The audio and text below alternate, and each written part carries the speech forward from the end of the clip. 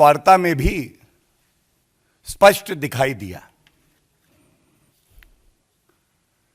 कुछ महत्वपूर्ण तथ्य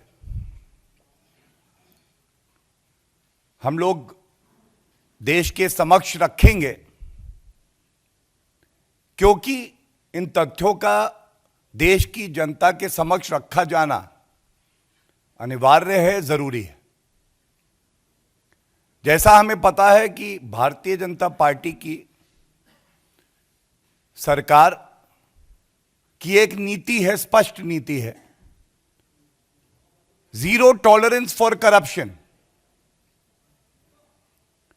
और इस नीति के तहत एक बड़ा बदलाव भारत में आया है।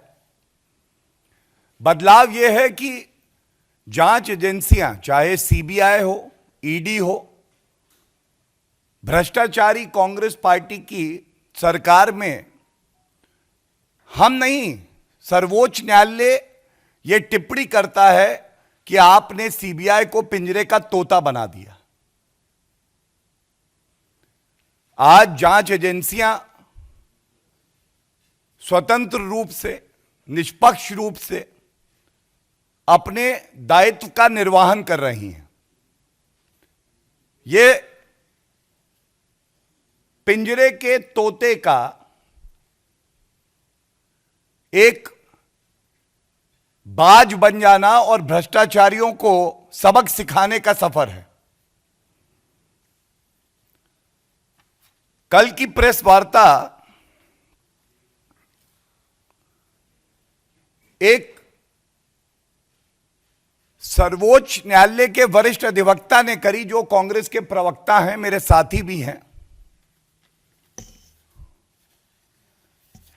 और यह उम्मीद करना कि सही तथ्य जनता के बीच में रखे जाएंगे, इस पूरे मामले को लेकर कोई ज्यादा उम्मीद करना नहीं है। तो ये तथ्य अब मैं आपके सामने रख रहा हूं और इसके बाद कुछ प्रश्न इस मंच से हम लोग पूछेंगे।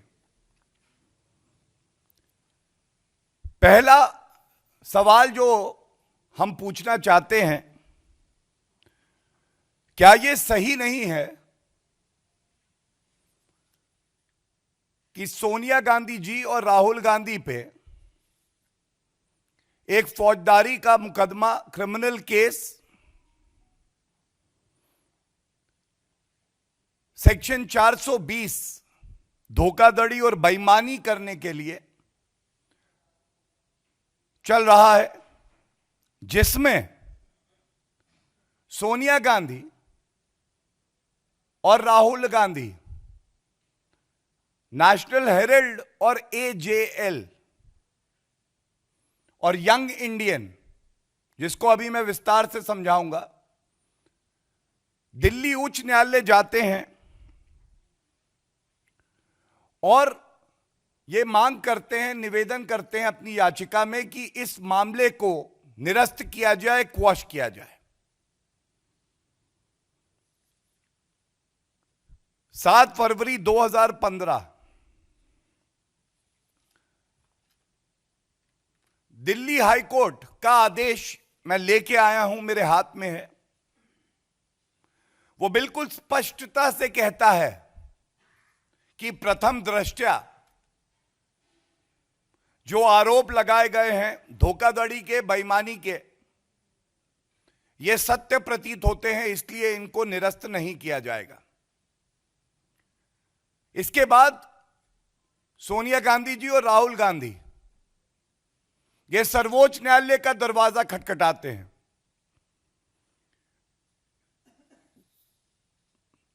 12 फरवरी 2016, और मैं शब्दशः पढ़ देता हूं जो सर्वोच्च न्यायालय ने अपने आदेश में कहा।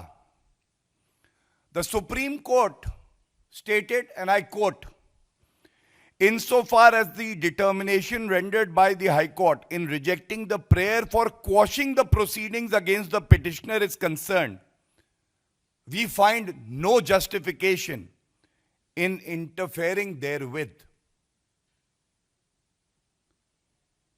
प्रथम दृष्टया जांच में ऐसे साक्ष्य आए कि दिल्ली हाई कोर्ट और माननीय सर्वोच्च न्यायालय दोनों ने इस मामले को क्वॉश करने से मना कर दिया, तो कांग्रेस पार्टी की यह जिम्मेदारी क्या नहीं बनती है कि इन तथ्यों को भी अपनी प्रेस कॉन्फ्रेंस में जनता से बांट लेते, बताते उन्हें।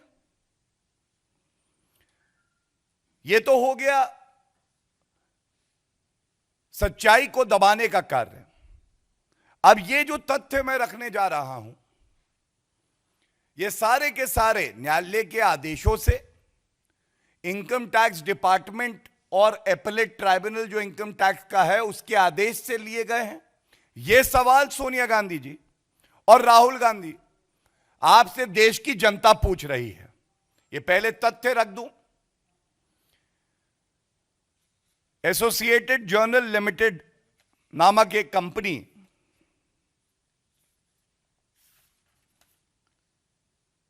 ₹90 करोड़ का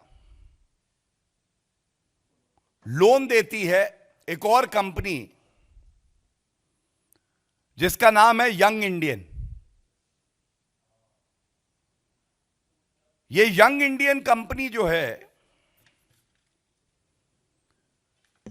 इसको इनकॉर्पोरेट कब किया गया? तो पहला सवाल यह भी पूछेंगे हम,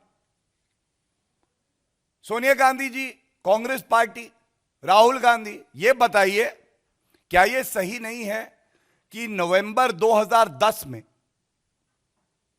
जब आपकी केंद्र में सरकार थी, इस कंपनी को इनकॉर्पोरेट किया गया केवल इसलिए कि कपटपूर्ण तरीके से धोखाधड़ी करके जो एजेएल कंपनी है और उसके जो असेट्स हैं, जिसका मूल्यांकन न्यायालय ने अपने आदेश में करीब 2000 करोड़ का किया है, उसको ट्रांसफर कर दिया जाए यंग इंडियन में। और यंग इंडियन पे मालिकाना हक किसका है? मालिकाना हक है 38% जो शेयर होल्डिंग थी, यह राहुल गांधी की थी, और बाकी 38% जो है वो सोनिया गांधी जी की थी, 76%। और बाकी ऐसी और संस्थाएं हैं जो यही लोग कंट्रोल करते हैं, उनकी शेयर होल्डिंग थी। मतलब यंग इंडियन केवल इसलिए बनाई गई कि एजेएल के 2000 करोड़ रुपए के जो असेट्स हैं उनको यंग इंडियन में दे दिया जाए, और यंग इंडियन पे मालिकाना हक जो है वो किसी और का नहीं, भ्रष्टाचारी गांधी परिवार के सदस्यों का है। और विचित्र बात क्या है, आप देखिए, यंग इंडियन 2000 करोड़ की संपत्ति का मालिकाना हक पा जाता है कितने रुपए का पेमेंट करके? एजेएल को 50 लाख। 50 लाख रुपए 2000 करोड़ रुपए की संपत्ति के मालिक बन जाओ। प्रेस वार्ता में अभिषेक मनु सिंघवी जी ने बार बार कहा कि 90 करोड़ रुपए कांग्रेस पार्टी का, जो कि एक पॉलिटिकल पार्टी है, यह लोन दिया एजेएल को। तो यह सवाल पूछना बनता है, सरकार कांग्रेस पार्टी की, आप सरकार चलाना अपनी प्रतिबद्धता नहीं समझते, भ्रष्टाचार का स्टॉक एक्सचेंज चलाना आपकी जिम्मेदारी और प्रतिबद्धता है। और इसीलिए कांग्रेस का यह हश्र हुआ है। जैसा कल आदरणीय राष्ट्रीय अध्यक्ष जी ने कहा, श्री जेपी नड्डा जी ने, ये वो भ्रष्टाचारी हैं जो जब पकड़े जाते हैं तो हो हल्ला तो करते हैं, लेकिन ये सही तथ्य भी जनता के समक्ष नहीं रखते। कौन चोर बोलेगा कि मैंने चोरी की है? कौन भ्रष्टाचारी बोलेगा कि हां देश को लूटा है?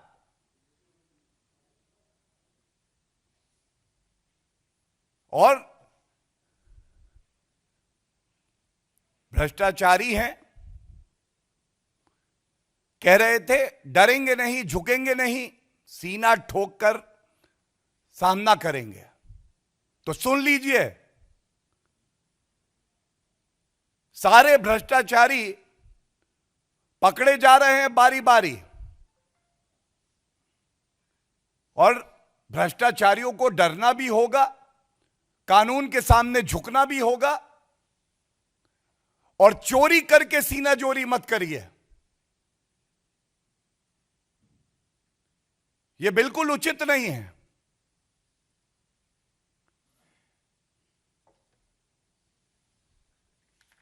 अब यह सवाल कुछ पूछ रहा हूं, उम्मीद है कि अगर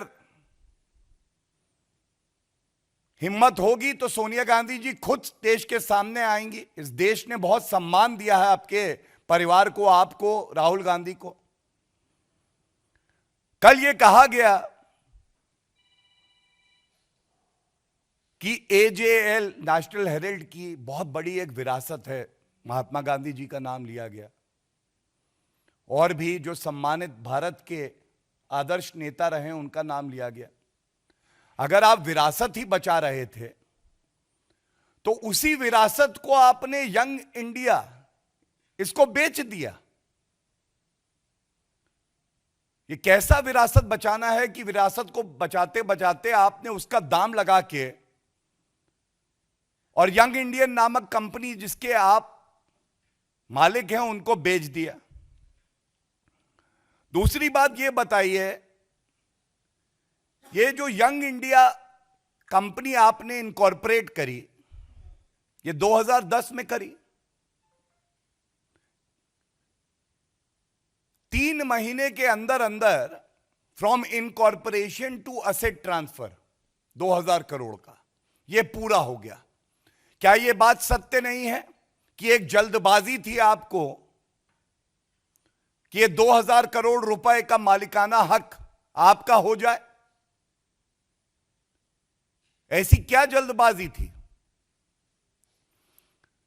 और इनका जो मोटिव था, हर क्राइम के पीछे एक मोटिव होता है, मोटिव